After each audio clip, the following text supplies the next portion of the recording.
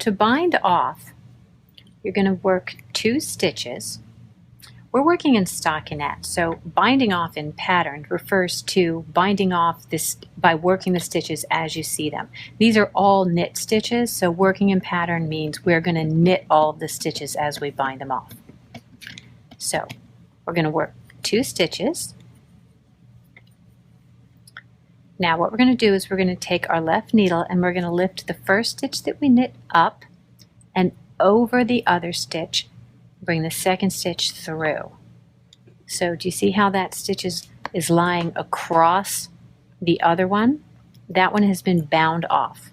So now we need to make another stitch, lift it up and over, and bind it off.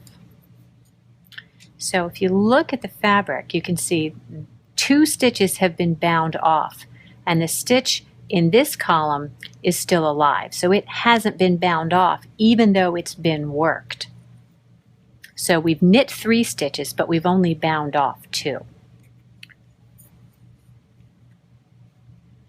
Lift that up. Use your right hand needle to help you bring that loop through and off.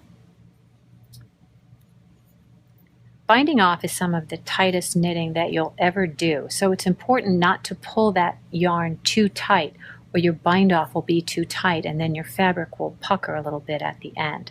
So you want to keep a nice easy hand on your yarn with not too much tension.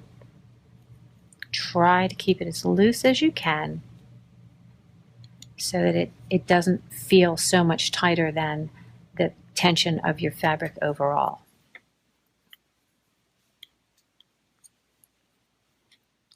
So as we get to the end, we're just going to work all the way through. You have 1 stitch on there.